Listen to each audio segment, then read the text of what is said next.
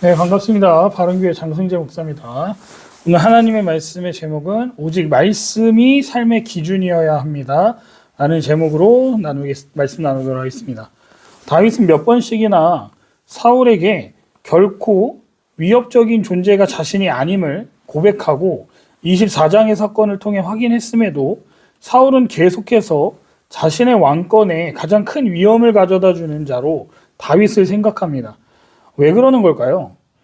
제가 계속해서 사무엘상을 묵상하는 가운데 사울은 하나님께 자신은 버림받았는데 다윗은 하나님께 선택받아서 그의 편에 서서 그를 보호해 주시는 하나님께 화가 나고 그런 다윗에게 질투심을 느끼고 시기심 때문이었지 않았을까 생각해 보게 되는 것 같습니다. 그러니까 나는 잘 못 나가는데 제가 잘 나가는 꼴이 보기가 싫은 거예요. 사실 이 싸움은 처음부터 승산 없는 싸움이었습니다. 사울도 그 사실을 알았죠. 하지만 계속해서 하나님을 대적하고자 하는 사울입니다. 너무 불쌍하지 않습니까? 자기가 하나님이랑 싸워서 뭐 이길 수 있다라고 지금 생각하는 걸까요? 다윗은 24장에서 엔게디 광야에 있을 때 사울을 죽일 기회가 있었지만 손대지 않았습니다. 그런데 오늘 본문을 보니까 다윗이 십광야에서도 비슷한 일이 일어났음을 볼 수 있습니다. 다만 엔게디 광야에서는 다윗이 사울을 피해서 숨어 있었다면 십광야에서는 다윗이 사울의 진영으로 직접 침투해 들어가는 모습을 보여줍니다. 사울은 이미 엔게디 광야에서 다윗에게 항복을 선언한 바 있습니다. 24장과 다른 점이 또 있는데요. 그때는 어떤 사람이 사울에게 가서 다윗이 어디에 숨어 있는지 정보를 넘겼다면 오늘 본문인 26장 1절에서는 10사람들이 다윗의 위치를 사울에게 알려주었다라고 전하고 있다는 겁니다. 그러면 이 10사람들은 누구일까요? 사무엘상 20장 19절부터 29절을 보시면 사울이 전부터 세워둔 10주민들을 중심으로 한 첩보망이라는 걸 알 수 있어요. 그 사람들을 통해 다윗이 이 산지에 숨어 있다라는 말이 사울에게 전달되었고 1절에 말하고 있다는 것이죠.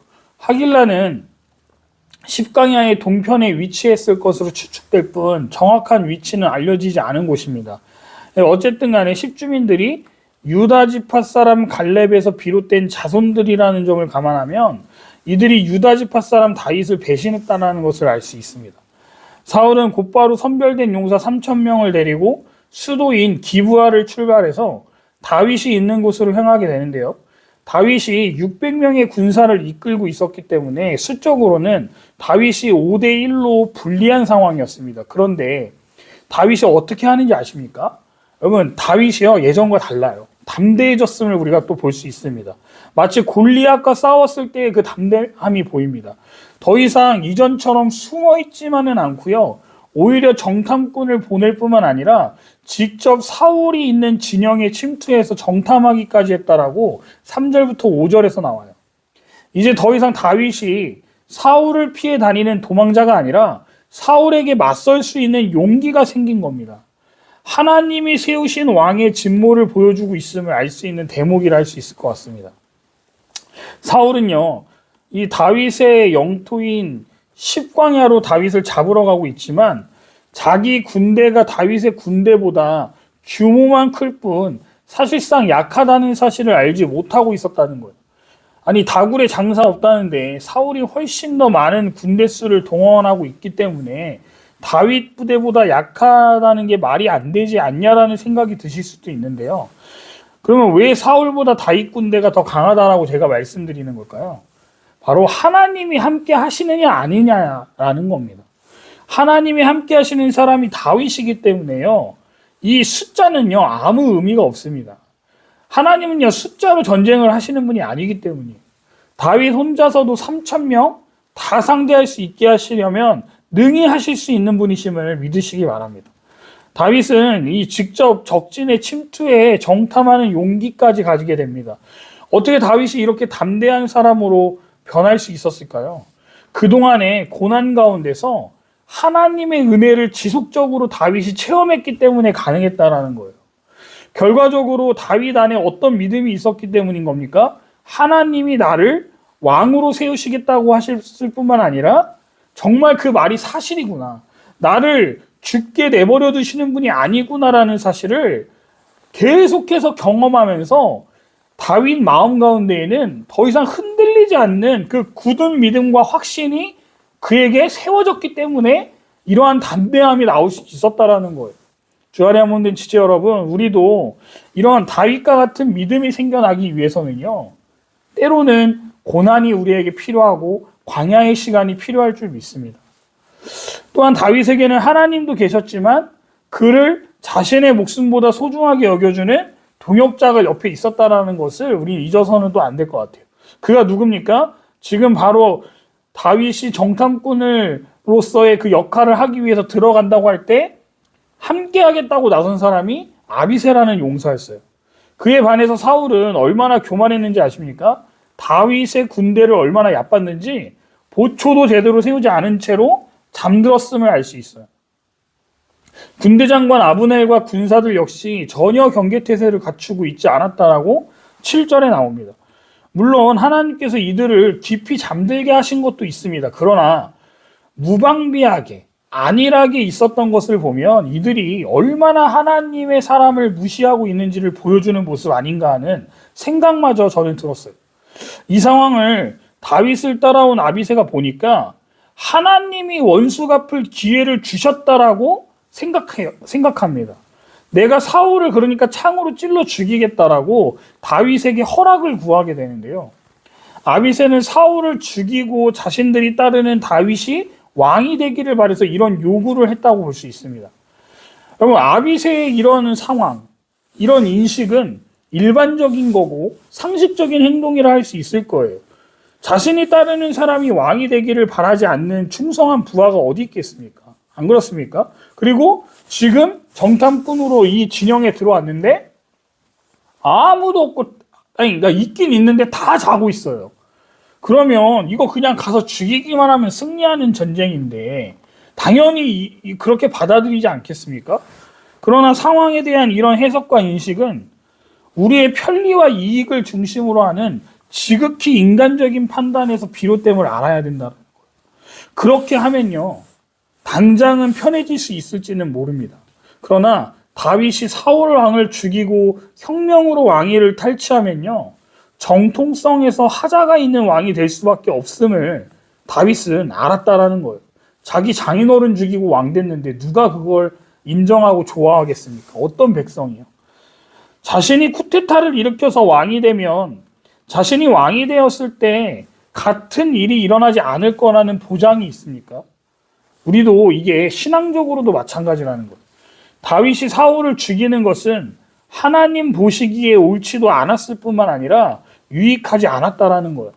그렇기 때문에 성도는 모든 상황을 해석하고 인식할 때요, 내 생각, 내 경험, 내 중심으로 보고자 하는 본능적인 판단을 경계해야 된다는 거예요. 그리고 무엇이 하나님의 뜻인지를 구하는 훈련이 우리에게는 필요하다는 겁니다. 하나님이 이러한 상황을 만드신 것도요, 다윗을 시험하기 위함이라고 저는 생각합니다. 하나님을 전적으로 신뢰함으로써 일을 진행하느냐 못하느냐의 테스트라는 것이죠. 만약 다윗이요, 하나님의 뜻과는 정반대되는 그저 이 상황만 놓고 봤을 때 아비새와 같이 그래 이거 하나님이 우리에게 넘기신 거야, 바로 사울왕 죽이자라는 세상적인 방식과 생각으로 그를 죽이고 왕위에 올랐다면 하나님은 다윗을 혼내셨을 거라고 저는 생각합니다. 하나님이 하라고 하지 않은 일을 우리는 해서는 안 된다는 것이죠. 이번에도 다윗은 아비새가 사울을 죽이겠다고 하자 허락하지 않습니다. 24장에서 했던 말을 또 하는 거예요. 하나님이 기름 부은 사람을 죽이는 것은 하나님께 범죄하는 것과 동일하다라고 말입니다. 그리고 이렇게 말하죠.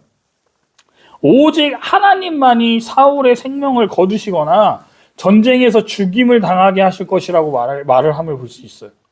다윗은요, 동일한 상황에 대해 사울을 죽여 원수를 갚을 기회를 하나님이 만들어주셨다라고 해석하지 않았다라는 겁니다. 오히려 하나님의 말씀에 대한 순종 여부를 하나님이 평가하시는 시험대로 인식하고 있었다는 것이죠. 그래서 다윗은 아비새에게 사울의 창과 물병만 가지고 가도록 명령합니다. 다윗이 사울에게 박해를 당하는 당사자임에도 자신에게 유리한 쪽으로 상황을 해석하지 않고 오직 하나님의 말씀 중심으로 상황을 인식하는 것은 그가 하나님 중심의 신앙을 가진 믿음의 사람이라는 증거라고 할 수 있어요. 하나님을 중심에 모시고 사는 저와 여러분들도 모든 상황 속에서 나 자신을 중심에 두고 상황을 해석하고는 이것이 하나님의 뜻이라고 하지 않는 지혜로운 사람들이 되시기를 주님의 이름으로 축복합니다. 어떤 상황이 우리에게 놓아져 있을 때요, 우리는 오직 하나님의 말씀에 무엇이라고 기록되어 있는지를 상고해 봐야 합니다. 내 뜻이 아니라, 내 경험이 아니라 하나님의 뜻을 구해야 한다는 거예요. 성도의 삶이 그렇습니다. 모든 삶의 현장에서 하나님의 주권을 인정하고 나의 이해관계를 떠나서 오직 하나님의 뜻을 구하고 행하는 경건한 삶을 살아야 할 줄 믿습니다. 그러니 저와 여러분들에게 현재 지금 해결되지 않고 고민되고 어떻게 풀어나가야 할지 모르겠는데 지금 사건과 사고들을 만났다 하면요, 하나님께 묻고 듣는 저와 여러분들 되시기를 바라요. 지금 다윗과 아비새의 반응은 다릅니다. 같은 상황, 같은 위치에 있지만 바라보는 시각과 상황, 생각과 행동은 달랐다는 것을 우리 잊어서는 안 됩니다. 우리는 신앙생활을 한다는 것은 세상적 관점에서 하나님의 말씀인 성경을 기준으로 모든 상황을 해석하고 인식하는 관점으로 전환하는 것이라 할 수 있어요. 그러므로 성도는 다윗처럼 하나님의 말씀 중심으로 세상을 바라보고 해석함으로 하나님을 기쁘시게 하는 하나님의 사람으로 살아가는 저와 여러분들 되시기를 주님의 이름으로 축원드립니다.